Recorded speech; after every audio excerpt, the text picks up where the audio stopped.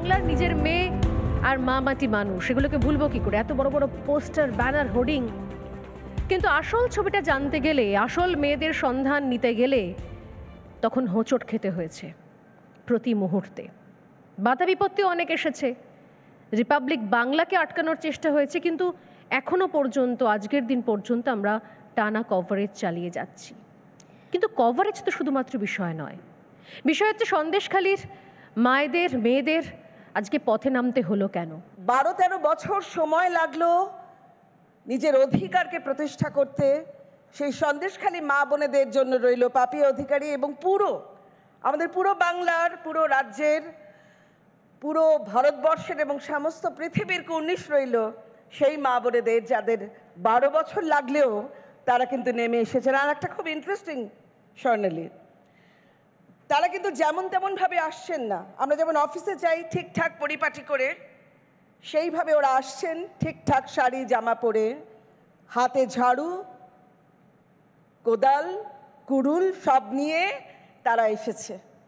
এবং পুলিশের চোখে চোখ রেখে তারা কথা বলছে যে কেন তাদের উচ্চ মাধ্যমিক পরীক্ষার্থীকে অ্যারেস্ট করা হয়েছে, কেন আমাদের সন্তু পানকে অ্যারেস্ট করা হয়েছে, কেন তোমরা এতদিন আমাদের কথা শোনোনি, কেন ভক্ষকদের কাছেই বারবার পাঠিয়েছো, পুলিশ তুমি নিজে কিচ্ছু করনি গত এত বছর ধরে।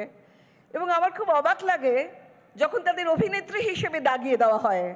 একটা কথা বলছি কিন্তু সবাইকে, অভিনয় পেশা কিন্তু বড় কষ্টকর পেশা, খুব পরিশ্রমের। সেই পেশাকে অপমান করার কোনো অধিকার আপনাদের নেই। তাদেরকে অভিনেত্রী বলবেন না, কোনো মতেই বলবেন না, কারণ ছোটবেলা থেকে অভিনয় পেশার সঙ্গে জড়িয়ে আছে।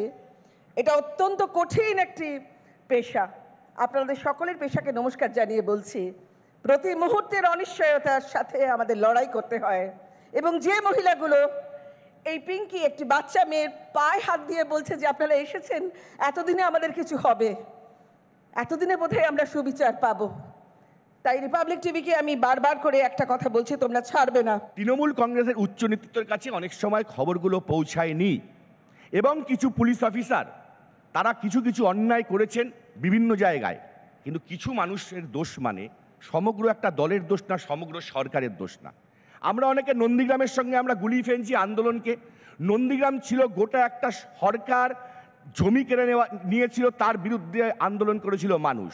আর এখানে কিছু লামসাম আলটু কাল্টু নেতারা কিছু মানুষের জমি তারা কেড়ে নেওয়ার চেষ্টা করছে। সেখানে তৃণমূল কংগ্রেসের প্রতিনিধি গিয়ে, মন্ত্রীরা গিয়ে বলছে যার যার জমি কেড়ে নেওয়া হয়েছে তাদের জমি আমরা ফেরত দেব। সিপিএম কিন্তু বলেনি আমরা তাদের জমি ফেরত দেব।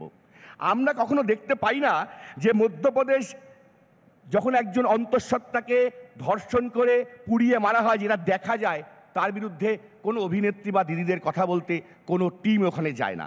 আমি এখানে একটা কথা শুধু বলে শেষ করতে চাই, আমাদের বাংলায় রাজনৈতিক অবক্ষয় হয়েছে। সেই রাজনৈতিক অবক্ষয় থেকে আমাদেরকে সবাইকে উদ্ধার হতে হবে। আমি 28 বছর রাজনীতি করছি, এখনও রাজনৈতিক ময়দানে আছি, কিন্তু আমি এটা মনে করি আমাদেরও আত্মসমালোচনার একটা প্রয়োজন রয়েছে। কিছু পুলিশ অফিসার অন্যায় করছে, তাদের বিরুদ্ধে শাস্তিমূলক ব্যবস্থা অবশ্যই নিতে হবে। এই যে আমরা আত্মসমালোচনা করতে পারি, এই কাজটাই বিজেপি সিপিএম করতে পারে না। তারা উন্নাও হাতরাস দেখতে পায় না। হ্যাঁ, কোনো মায়ের সঙ্গে যদি অন্যায় হয়, সেটা যদি প্রমাণিত হয়, কোনো শেখ শাহজাহান হোক, কোনো রামপিয়ারি রাম হোক, বা কোনো যে কেউ হোক, তাকে ছাড় নেই। জিরো টলারেন্সে আমরা চলছি, জিরো টলারেন্সে আমরা চলবো। তাই বলবো, এখানে রাজনৈতিক রং না লাগিয়ে বা টিভিতে টিআরপি নিজেদের না বাড়িয়ে, বড় নেতা না হয়ে আসুন। সন্দেশখালী শান্ত অবস্থায় ফিরছে, আমরা সবাই আহ্বান করি যাতে সন্দেশখালীতে যে অন্যায় হয়েছে সেই অন্যায়কে যাতে আমরা নির্মূল করে আমরা শান্তির শাসন প্রতিষ্ঠা করতে পারি। ধন্যবাদ। এই রাজ্যে সর্বময় করছি মমতা বন্দ্যোপাধ্যায় মুখ্যমন্ত্রী। আমরা দেশ নিয়ে আলোচনা করছি, দেশের তাহলে সর্বময় কর্তা প্রধানমন্ত্রী। আমি শুনিনি কখনো মণিপুর নিয়ে, হাতরাস নিয়ে, উন্নাও নিয়ে বা বিলকিস বানু নিয়ে কখনো প্রধানমন্ত্রী বলেছেন ছোট্ট ঘটনা, ইয়ে তো মামুলি বাত হ্যায়। আমি আজ পর্যন্ত শুনিনি। যদি কেউ শুনে থাকেন ডেফিনেটলি সেই ভিডিও ফুটেজ পাঠাবেন, আমি চালাবো। কিন্তু আমি মুখ্যমন্ত্রীকে শুনেছি ছোট্ট ঘটনা, মিথ্যে ঘটনা, বাচ্চাদের দুষ্টুমি, প্রেগনেন্ট ছিল কিনা, এই ধরনের মন্তব্য সাজিয়ে গুছিয়ে নাটক করা হচ্ছে, আমি মুখ্যমন্ত্রীর কাছ থেকে শুনেছি। আমি যেদিন প্রধানমন্ত্রীর কাছ থেকেও শুনবো, আমি ডেফিনেটলি সেই দিনও এই ধরনের যেগুলো অন্যায় হয়েছে, যেগুলো নিয়ে আমরা নিজেরা প্রতিবাদ করেছি, মণিপুর নিয়ে, হাথরাস নিয়ে, উন্নাও নিয়ে, বিলকিস বানু নিয়ে, যদি প্রধানমন্ত্রী এরকম কোনো বক্তব্য বলে থাকতেন, ডেফিনেটলি সেদিনও একই রকমভাবে প্রতিবাদ জানাতাম। সুস্মিতা। সকলকে অনেক শুভেচ্ছা জানাচ্ছি, নমস্কার জানাচ্ছি। আর বাংলার দর্শকদের একটা প্রশ্ন করা হয়েছিল, দিদি আপনি কোন পার্টি করেন, বা দাদা আপনি কোন পার্টি করেন, টিএমসি, বিজেপি, সিপিএম না কংগ্রেস? উত্তর এসেছিল আমরা তো কোনো পার্টি করি না, তার কারণ আমরা গত 8-9 বছর ধরে কোনো ভোট দিতে পারিনি। প্রশ্ন করা হয়েছিল জানেন, এই যে ঋষি অরবিন্দ মিশন ময়দান, সেটা হয়ে গেছিল শেখ শাহজাহান ফ্যান্স ক্লাব। উত্তর এসেছিল নতুন কিছু তো নয়, আমাদের যাদের জমি পছন্দ হয়েছে শেখ শাহজাহান বা উত্তম সর্দার বা শিবু হাজরার, তারা তো আমাদের জমি টাকা না দিয়েই বা স্বল্প মূল্য দিয়ে কিনে নিয়েছে। যদি কখনো মনে হয়েছে, যদি কখনো তাদেরকে বলেছি যে আমাদের এর সাথে, এই জমির সাথে অনেক অনেক সেন্টিমেন্ট জড়িত, এটা আমার বাপ ঠাকুরদার পৈতৃক ভিটে, আমাকে সেই বাপ ঠাকুরদার পৈতৃক ভিটে রাখার জন্য আমাকে টাকা দিতে হয়েছে। প্রশ্ন ছিল 100 দিনের কাজের টাকা পেয়েছেন? না পাইনি তো, অ্যাকাউন্টে এসেছে বটে, কিন্তু আমাকে দিয়ে দিতে হয়েছে। এবং যদি না দিতে পেরেছি কখনো, দিদি আমরা তো গরিব মানুষ, দিতে পারিনি অনেক সময়, তাই জন্য তখন আমাদের দিতে বাধ্য করা হয়েছে। আমরা লোন নিয়েছি, ইন্টারেস্ট সহ লোন নিয়েছি। আমরা মিডিয়ার সামনে যা বলেছেন তা কি সত্যি? হ্যাঁ দিদি, সর্বৈব সত্যি, এর মধ্যে কোনো লুকোছাপা ছিল না। থানায় কমপ্লেন করেননি কেন?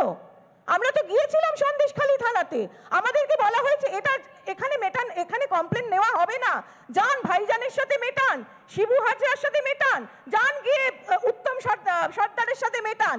এই ছিল সন্দেশখালী। তবে হ্যাঁ, সন্দেশখালীতে যখন আমি গিয়েছিলাম, এই প্রশ্নগুলো আমিই করেছিলাম, ওখানকার মা বোনেদের করেছিলাম, ওখানকার দাদাদের করেছিলাম এই প্রশ্নগুলো, উত্তর এই এসেছিল। তবে সন্দেশখালী কিন্তু কোনো বিচ্ছিন্ন ঘটনা নয়। এরকম সন্দেশখালীর মতন সারা পশ্চিমবঙ্গ জুড়ে প্রচুর অন্ধকার গহ্বর আছে। সন্দেশখালীতে আজকে চরমে পৌঁছে গিয়েছে অবস্থা, তাই জন্য সন্দেশখালীর মা বোনেরা তারা আজকে লাঠি ঝাঁটা নিয়ে স্বতঃস্ফূর্তভাবে আন্দোলনে নেমেছেন, স্বতঃস্ফূর্তভাবে প্রতিবাদ করছেন। এবং এই যে এই স্বতঃস্ফূর্ততা, সেটা আক্ষরিক অর্থেই গণ অভ্যুত্থান ছাড়া আর কিচ্ছু নয়।